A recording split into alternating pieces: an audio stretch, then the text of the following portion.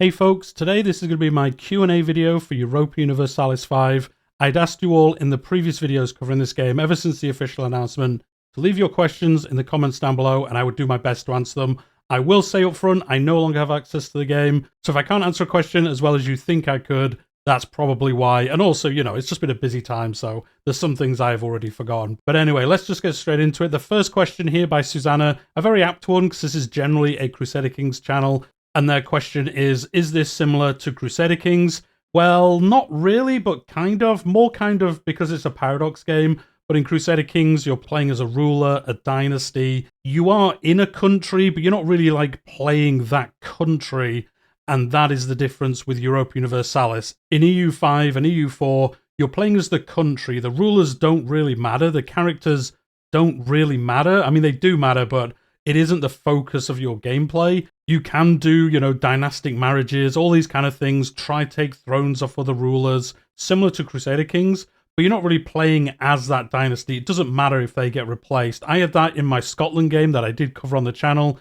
I actually played a lot further, and I married my daughter to Brandenburg, and then of course I had no sons, and then she ended up being the ruler, but she was married to somebody from Brandenburg, so that dynasty actually took over Scotland, and as a Crusader Kings player, I thought that was really bad, but it doesn't really matter at the end of the day. I mean, it does because you get events based around you being a foreign interloper, you shouldn't be in charge of the Scottish, so I did get some events around that. But ultimately, I just married into the Stuart family again, and then ultimately they did take over the throne again in the future. So it does kind of matter, but not as much as Crusader Kings. Crusader Kings is more a role-playing game with some map painting elements. Europa Universalis is a map painter with a lot of other elements, especially in the 5th version of this game. A lot more stuff going on. It isn't just map painting. But hopefully that answers your question. If you have any more, guys, about this or any other question I answer, do leave your comments down below, and I'll do my best to answer them in the comments. The next question, to me it seems like there is barely any unique content outside of Europe. I'm glad to tell you that is like mostly wrong. Yes, most of the content we've seen so far is Europe focused on the wars of religion, the different succession things like that, but there is a lot of content outside of Europe. And if you're not aware already, there is a series that they're doing on the website that's called Tinto Flavor. I cover it on the channel, and twice a week they're actually giving us information about unique content. This week it's actually very India focused. The previous 3 weeks were very European focused. We know there's going to be a lot of Africa content. They've talked about Mali and the special content around that as well. So there is a lot of content outside of Europe. It isn't just focused mainly on Europe. Even with the title being Europa Universalis, it isn't mostly about Europe, for the most part anyway. The next question, is population growth monthly or yearly? It is monthly, a nice easy one there for me.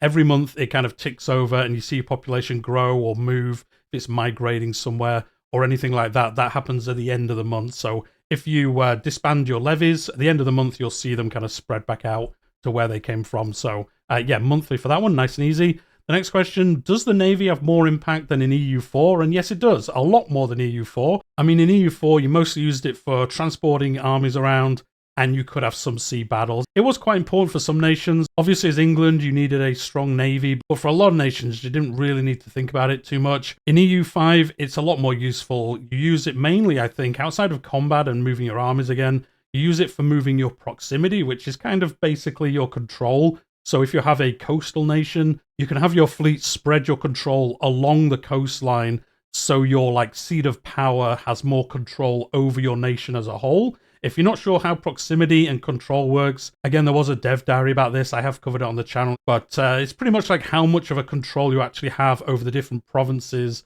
of your realm. The higher the control is, the more you get out of those provinces. If you have zero control, you pretty much get nothing out of that land. So although it's in your realm, it doesn't actually help you that much having that land. So your navy can help spread that along the coast, especially obviously important if you are a more coastal nation. Think if you're like Portugal, Great Britain, obviously. Some of these realms where they have a lot of coastline, it's going to help you a lot having a half-decent navy of some kind. You can also use it to supply your army, which I guess is different, so that is another benefit. There's a lot more going on with your navy than there was in the previous games. The next question, do they put the rankings of the great powers, and are there other map styles?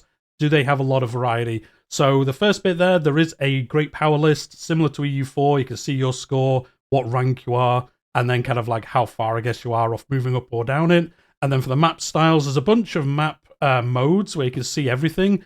probably as many as EU4. There might be more than EU4, to be honest. Well, there probably is, because there's things like proximity now, trade hubs, which I guess there were before, but it just looks a little bit different now because they're not static. So you can see that kind of like battle of the trade zones and things like that. There are so many different map modes and like filters around that you can see pretty much everything that you would need to see for your realm. You can see population, where roads are, where your cities are, what kind of goods you have. Pretty much anything you would need to know, there is a map mode for that. The next question by Jim Chaos, what a good name. I know regular units consume a separate manpower resource, but do regular units also consume population when created or killed, similar to levies? So they do, and they kind of don't at the same time. So if you're unaware, your levies, when you raise them, that actually brings population out of your realm, like as a whole. There are different rules you can do around that, but for the simplicity of this answer, your population gets reduced by 10,000, you get 10,000 levies, they go off and fight, and then whoever lives comes back and goes back to their normal jobs. With regular units, you have to have manpower.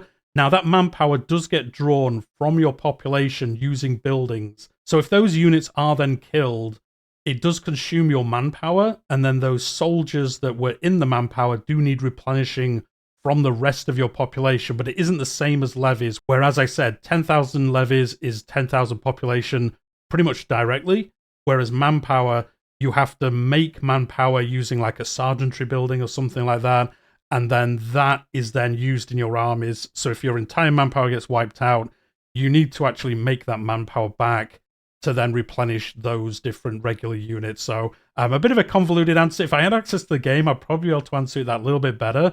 Other content creators might have focused on this area a little bit more than I did in my Scottish campaign. But I guess the TLDR is it doesn't replenish it from your population directly, similar to levies. So I guess kind of no is the answer to your question, but it is replenished from elsewhere. So it isn't exactly the same. The next question, what exactly do artists and work of art mean? Can you collect paintings and stuff like that? Very nicely phrased at the end there. So let's split this into two. Artists, they are literally characters that will make works of art for you. They do other things as well. They give you bonuses towards some other things like your cultural power and things like that. But yes, they can make works of art. And then the works of art, there was a whole dev diary about this. Again, it's on my channel where they did cover some of this. But yes, you can have like paintings, buildings even, statues, you know, all these different things that can be works of art under that kind of framework.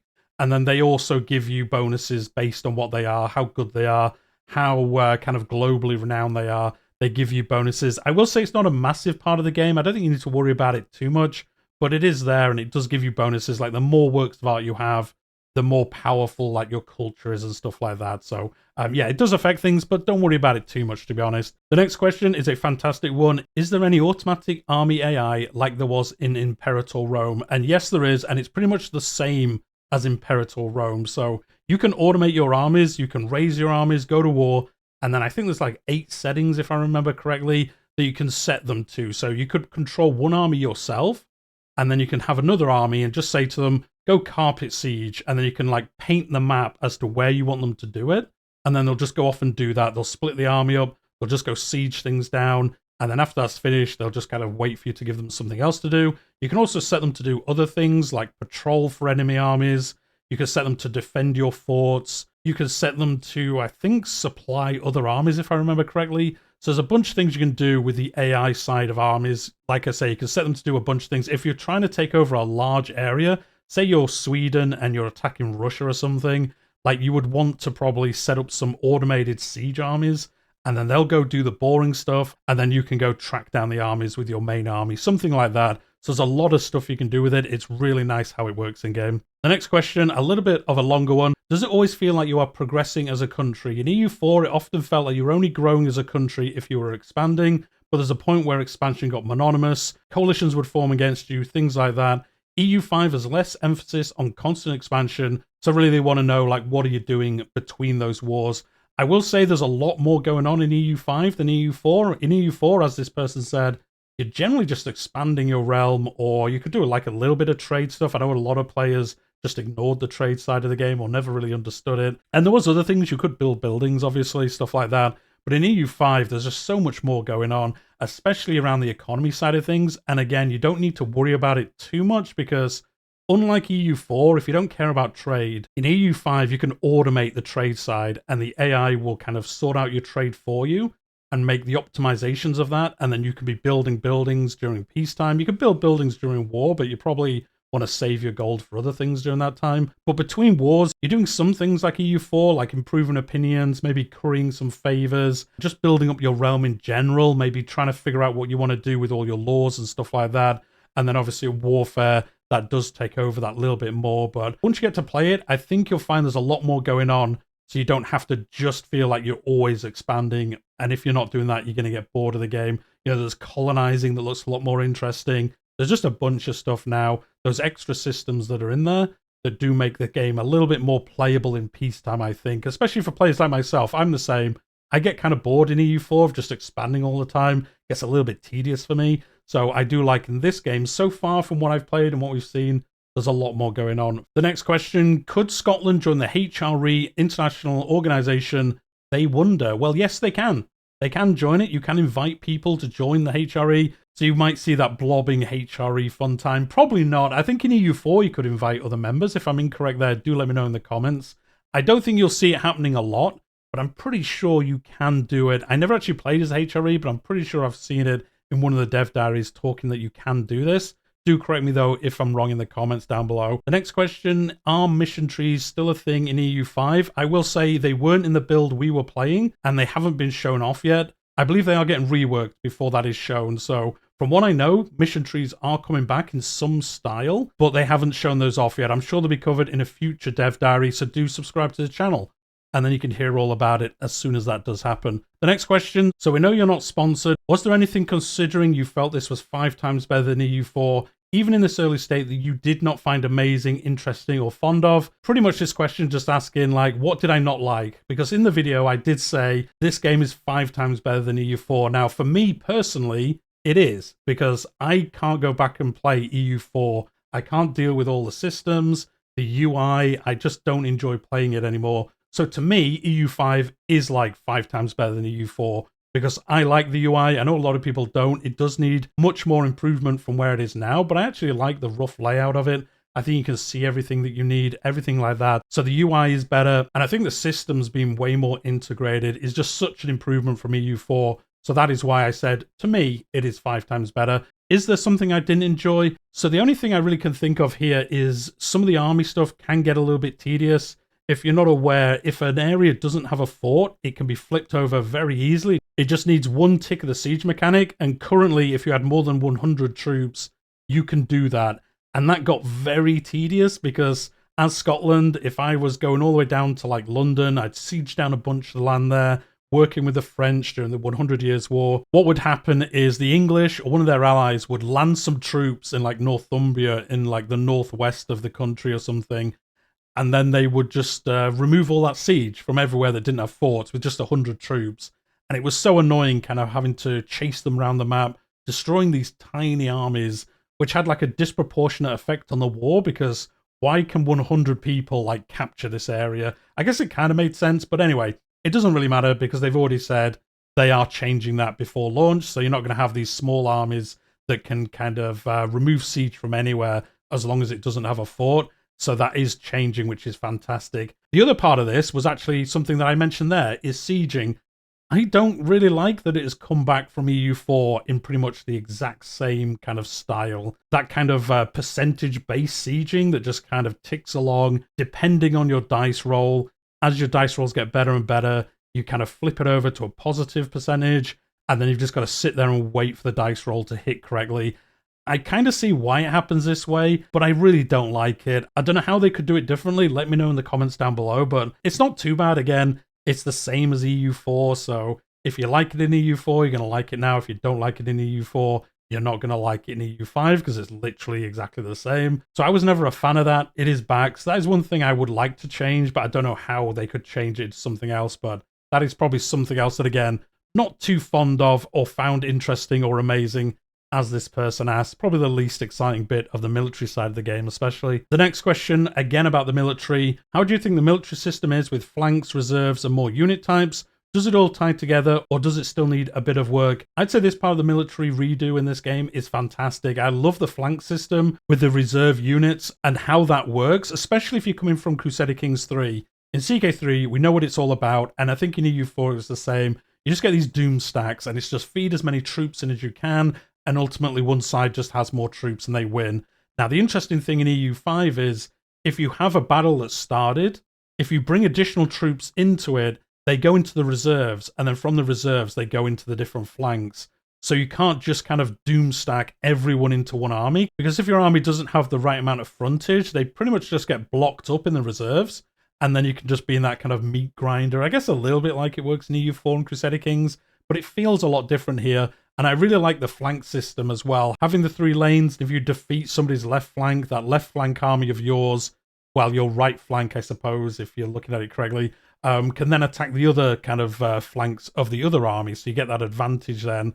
It is a little bit micromanaging in places. You got to remember to like balance the flanks, move your kind of troop regiments into the right flanks to kind of balance it out. There is a button to automate that in a way, but that is one thing I guess that might be a little bit annoying, because if you forget to do it, you can have one flank with like 60 people in and then like 2,000 in the center flank, and it can be a little bit annoying. But I really like this system. I'm sure there'll be further improvements before launch, but I really like how this works out. And the amount of units is fantastic. I covered that in a previous dev diary, saying it's so cool to see how many unit variations we have from just the ones that we've been shown already. There's so many variations compared to Crusader Kings, compared to EU4. I really like that side of the game. I hope there's more and more. It's something that I'm sure DLC will add to as well in the future. The next question, should I get EU4 now? Now, this is a funny question because on one hand, I would say no. It's not cheap. I mean, you can get a lot of it in the sales now, so it's relatively cheap. There's actually a sale going on at the moment, so you can get a lot of the game for not that much money. They also have a subscription plan, which is pretty good. You pay monthly, and then you get access to everything whilst you're subscribed. So if you want to play the game for like a month, it's probably worth doing that rather than actually buying the game yourself. Now, would I recommend you to do that? It's a tough question because on one hand, you can learn some of these mechanics because a lot of things and a lot of terminology is going to carry on to EU5. But I think EU4 is just so hard to get into. People will probably agree in the comments down below that by the time you've done that, EU5 will be out. But then again, you have that base knowledge then of like the basics of Europa Universalis, and then you're just learning the differences with the 5th game.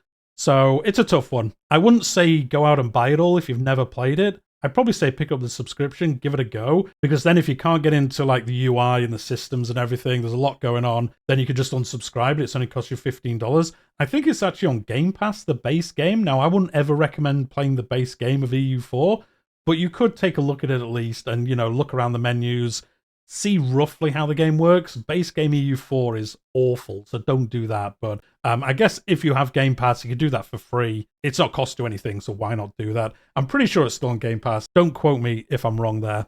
The next question, did you try run the game through to the end date? They were curious about late game performance and how much of the map developed in a historical way rather than Victoria 3, Crusader Kings, where it can look very differently. Now, the first part about game performance, yes, the longer you got into the game, the kind of worse the game ran. That's no secret. I think most people who've played it have agreed with that. If you got very far into the game, it very much slowed down. The end of month kind of calculations took that little bit longer. It wasn't that good, especially with how good of a PC I have. I mean, I don't have like a super top of the range one, but I have a pretty decent PC and it definitely slowed down by the end. So I'd say in-game performance is not fantastic, but the optimization around that is probably always going to be the last thing they do. So hopefully we do see improvements. Well, we definitely will see improvements. I guess how much of a magnitude of improvement will we see for launch? I can't tell you that. I have no idea. Maybe it stays how it is. I'd be very surprised if it did, but you know, that is always an option. I don't want to say it won't, but I think we will see a lot of improvements before it comes out. And then the second part about how the world developed. Now, as we have an extended time frame, I think from what I played anyway, things kind of stayed, I guess you could say, historical. I mean, it's never going to play out as it did historically exactly, but the map never got to a point where it looks super weird for me. But I'll be honest, I didn't play that many games that late into the game. Generally, once I got to like colonization, I restarted to try learn the base mechanics that a little bit more and kind of just get more in-depth knowledge about the bit of the game I could show.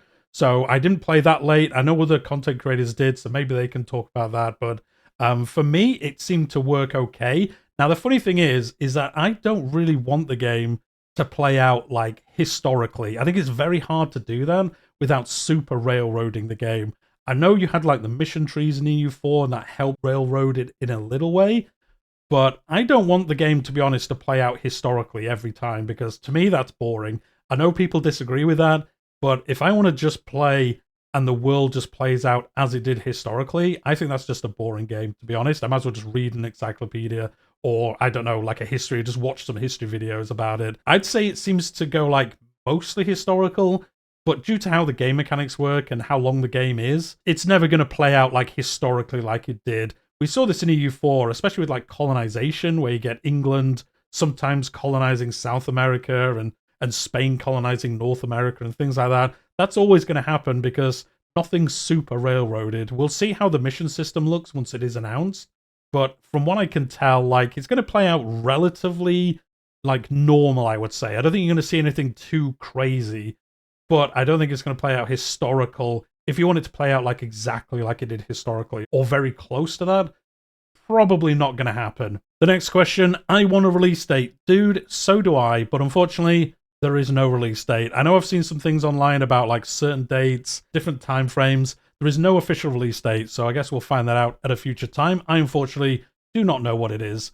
The next question, what are the most interesting events you got as playing as Scotland? And does Scotland get brought into the 100 Years' War situation? Now, this question is from my first 30 minutes of EU5 video where I did play as Scotland. What are the most interesting events?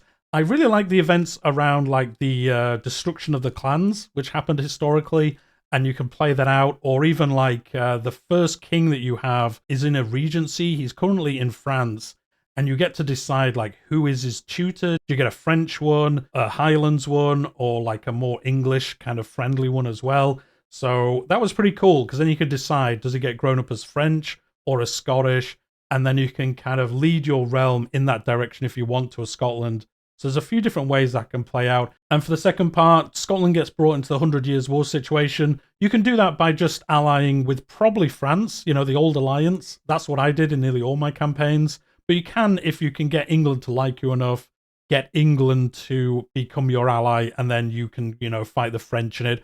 Or you can just try avoid the thing in its entirety and not get involved in it if you want to. There were some events where France would actually come to you and say, hey, can you join us? Can you ally with us? And then join this war against England. So I think it's probably quite hard to fully avoid the 100 Years' War. You can do it by just avoiding alliances, but you're probably going to want to get involved. One cool thing about it is that in EU4, the problem was where if you played as Scotland, England would just generally attack you very quickly, and they didn't have to like get into a war with France, so they would just attack you for the most part playing as Scotland. But in EU5, that 100 Years' War is happening, so as Scotland, you can take advantage of that. When I did ally with France and help them, I took a bunch of the north of England, made them vassals, which was more productive for me than actually owning the land directly, and then I slowly kept taking chunks of England from them in these different wars, because the Royal Navy got wiped out by France and Castile, I think. So they could never go anywhere, and then France and Castile would just land in and attack them in my version, because Castile joined the war. So they would just land troops and just wreck England. I would take some land in the north of England, and then I would get that in the peace deal. So there's a lot of cool stuff around the 100 Years' War if you're playing as Scotland and any of the other nations around that area as well. The next question is around professional armies. They hope professional armies are much stronger. By the end of the game, levies should basically not be used anymore. I mean, way before the end of the game, levies are gone. Well, you can still have levies, but they just don't do anything. But especially once you start getting to the Age of Renaissance, they're already starting to die off for levies, and then once you get further and further into the different ages, get the different advances, like levies are basically useless against anyone with a professional army of any size, really. They can just destroy you very, very easily.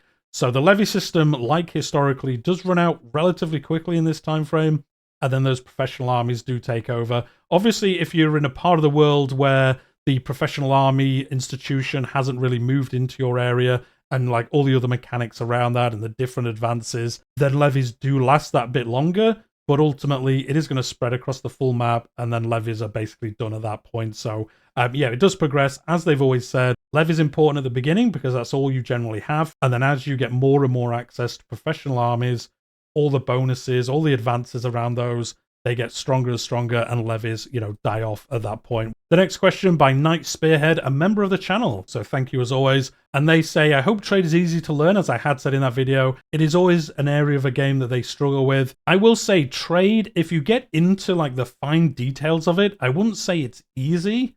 There's a lot going on. There's a lot of balancing. You would have to micromanage it quite a lot. but the automated system is so good. And I've seen online some, like, I don't know, like disrespect of the automated system. I'm not too sure. People saying it shouldn't be in the game. It's fantastic for trade. As I said in that Scotland video, I actually played that version of Scotland as like a tall trading nation, but I actually left the actual direct trading to the AI.